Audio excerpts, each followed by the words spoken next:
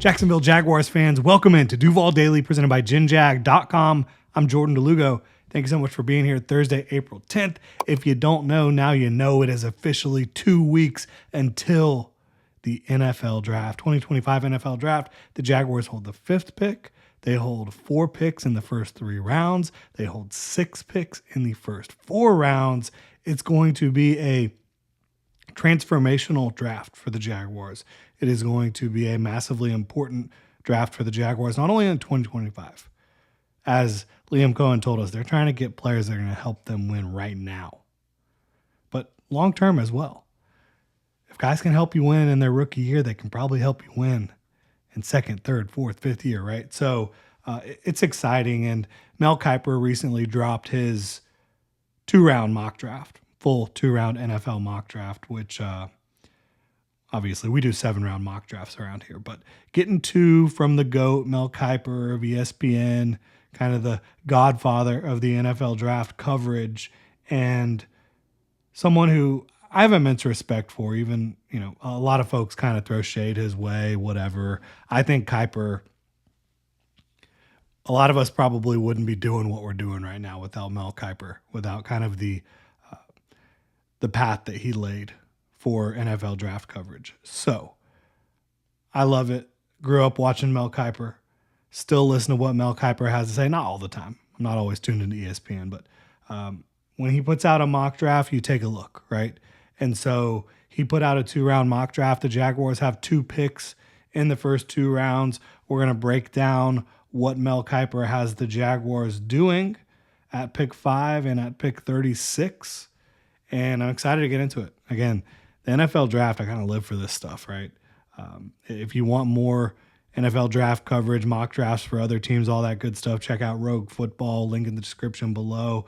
But if you enjoy the Jaguars content here, please do consider liking and subscribing. Helps out a ton.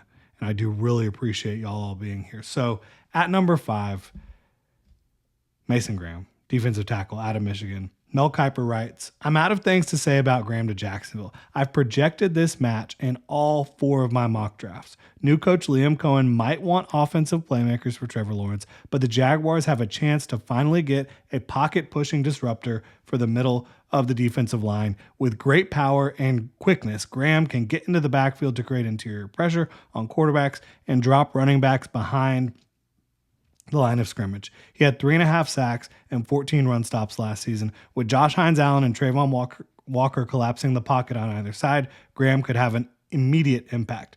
And the Jaguars, who ranked 31st in yards allowed per play in 2024, could use all the help they can get.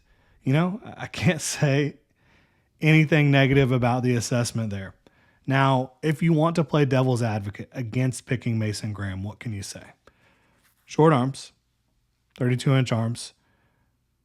Sure. You can also say you don't have the full profile because he hasn't tested athletically just due to little nicks and bruises suffered in the pre-draft lead up. So, yeah, you can point to those 2 things and say maybe you have question marks or just not a full athletic profile and shorter arms. I'll tell you what. Short arms matter, I think, if you don't have the traits to overcome them. I think if you pop on the tape with Mason Graham, he has all the traits in the world to overcome them. He has explosiveness off the ball. He has violent hands. He knows when and where to place the hands. He has counters. He has all sorts of swipes and clubs. He has the Euro step. He has lateral agility. He has flexibility. He has strength and power. Mason Graham, to me, is a complete interior defensive line prospect. So, while I can understand that you can try to poke holes, saying you don't know the athletic profile, watch the tape. Watch the tape and tell me that's not a freak athlete. Right? And so, yeah, I think you could also say from a Jaguars perspective, Mason Smith, really, really good end to his rookie year. Eric Armstead kicking inside. Devon Hamilton's still there. Maybe this isn't the greatest need for the team. I do think it is a need for the team, especially long term. But I think that Mason Graham, he's 4 on my board. I have Travis Hunter, then Abdul Carter, then Ashton Genty. I'm not taking a running back at 5 overall in all likelihood, unless like that's literally the last infinity stone and it's not here in Jacksonville. So yeah, Mason Graham, all over it. I love it at 5 overall if the Jaguars take a pick. I would like, the Jaguars to potentially trade down. But Mason Graham, if he's the pick at 5 overall, I'm all over it. And I think that Kipers' assessment of the situation is dead on. If they can get Mason Graham in there along with Mason Smith and Eric Armstead for the next year to really create interior push and disruption, Josh Hines Allen and Trayvon Walker could have the best seasons of their careers in 2025. Honestly believe that, production-wise. So I'm all over Mason Graham at 5 overall. Now, you can also say, hey, look at the depth of the draft. There's defensive tackles you can get in round 2. I think that's fair. I think that Mason Graham's clearly the best. He's my 4th overall prospect. My next highest defensive tackle is, pull up the big board here.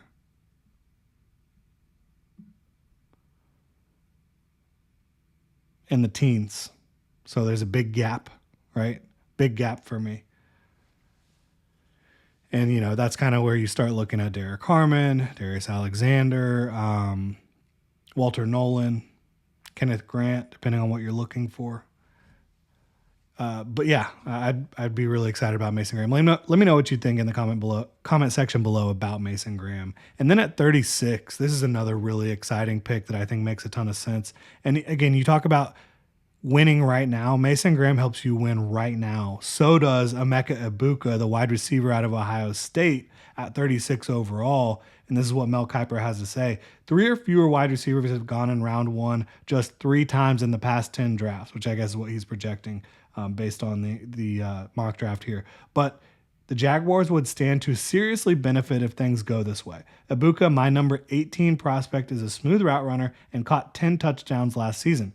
Brian Thomas Jr. was terrific as a rookie, and taking Ibuka here would help make up for the loss of Christian Kirk and give Jacksonville a pair of young, talented pass catchers to build the offense around. Yeah, so I do think that there's a lot of different ways to look at this. The Jaguars absolutely need receiver. They have their wide receiver 1, Brian Thomas Jr. We talked about this earlier today, so if you want like a more in-depth breakdown of the wide receivers and stuff, you can check that out. But they really don't have a plan at wide receiver 2 outside of this draft. They've got to get a wide receiver 2 in this draft. And that doesn't mean it has to be a Z receiver or an X receiver or a slot receiver. Brian Thomas Jr. has the ability to line up anywhere. So you can get a guy who maybe fits a certain mold, or maybe has the versatility to play anywhere. It doesn't have to be a specific guy. I think Emeka Ibuka projects as a slot/move Z. He's not an X receiver because he doesn't really have. So like to be an X receiver, in my opinion, you either have to have tremendous size or tremendous explosiveness and athleticism, or a combination of both. I think Ibuka has good size, 6'1", 200 pounds, in that range. I don't think he has great size. I don't think he has great explosiveness. I think he has good size and good explosiveness, good overall athleticism. But tremendous route runner. I think that, again, getting him in the slot as a move Z, you're going to see condensed formations in Jacksonville. You're going to see pre-snap motion. Emeka Ibuka can be a screen threat. He can be a short and intermediate threat, and he can also be a red zone threat for you in a big way. And so, and he can be a dirty work player. Like, he'll block for you. He will help make Brian Thomas Jr.'s job easier. The one thing I don't think he's doing outside of like schemed up looks is really like taking the top off the defense down the field. But guess what? Brian Thomas Jr. is pretty good at doing that himself. So that's not necessarily the skill set you need to find with this receiver. Now, if you can get 2 guys that can take the top off the defense, absolutely, sure. But Emeka Ibuka just does so much for your offense. And he reminds me of some guys like that have been in this system. Robert Woods. I don't think he's exactly Cooper Kupp, but you can do a lot of the Cooper Kupp things with Emeka Ibuka, right? And honestly, I think he would be an upgrade pretty much immediately over what Christian Kirk was. I think Christian Kirk did have a little bit more verticality to his game, but I think Emeka Ibuka has more sure hands. I think he's better in contested situations. I think he brings more physicality to the field. Just a little bit bigger and stronger football player than Christian Kirk was for the Jaguars, which is no slight on Christian Kirk. He was a really good player. I do think Kirk sometimes hands will drop an easy one. Certainly not a contested catch guy. Ibuka brings a little bit more of the sure-handedness, the contested catch stuff to the field. I mean, you can see that based on his tape, but you can also verify that with the PFF numbers if you pull that up here. And wide receiver breakout age is something that people talk about a lot. He broke out in a loaded wide receiver room really, really early in his career. He's been making plays at the highest level of college football since he was like 19, 20 years old, right? You pull up his receiving numbers. He had some injuries he dealt with in 2023, but in 2022, 106 targets, 74 receptions, 10 touchdowns, right? 2024, 106 targets, again, 81 receptions, 1,011 yards, 10 touchdowns. So the drop rate is right around 5% for his career. The last 2 years, right around 5%, which is well above average. That's really good. And then the contested catch rate for his career is 54.3. He's not going to be a primary contested catch receiver. He's going to be able to create separation with his route running ability and his athleticism. But if you do get in these situations where he has to use his body and get physical and come down with contested catches, he's shown he can do that. And his best season doing it was this past year, catching 13 of 22 contested targets. So I love the fit. And I think he makes you a lot better right now. I think both Mason Graham and Emeka Ibuka do that. So this would be a really exciting start to the draft for the Jaguars, and then you would still have 2 more day 2 picks and 2 more 4th-round picks. So you'd be able to see massive improvement. I think, you wouldn't need to take another wide receiver until potentially later on. You could double dip early on if you want to, just to really create that foundation. And, I like Dyami Brown, but he's only signed a 1-year deal. Nobody else really stands out as someone who's going to be a major contributor long term. Parker Washington has a chance to be that, but at this point, all it is a chance potentially. I don't think that's something you want to put all your eggs in a basket of Parker Washington being your wide receiver 3 long term, even though I do like him. And there's a chance he can be that. You probably want to hedge your bet a little bit there. If Dyami Brown plays the way you expect him to play, he's probably not going to be in Jacksonville next year. So they could go wide receiver again after that. I think they could definitely address edge after this. They could address interior offensive line just based on, the age of some of the guys. McCary not going to be around forever. Robert Hainsey, probably a replacement level starter. I think Ezra Cleveland, you could get out of his deal after the 2025 season if you want to. I do think he is a slightly above average starter at guard. I think McCary is a little bit better than that. And I think Hainsey is probably a replacement level center overall. So you could definitely upgrade your interior of your offensive line. I think cornerback, if you don't address corner in the first 2 rounds, that's a spot you probably need to address because, again, are we really betting on Jarian Jones or Jordan Lewis to be that outside corner opposite Tyson Campbell that can make the biggest difference for you? I like both guys, but I like them both playing nickel more than playing outside. Safety is a big need for the Jacksonville Jaguars. It's a deep class at tight end and running back, so you could see those come off the board at some point. Linebacker is an interesting position. I don't think it's a need, but you never know.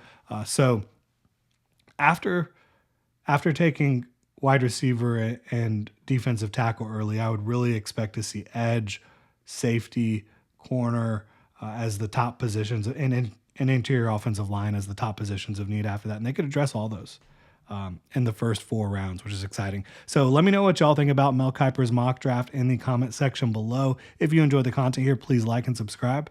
Y'all have a good one.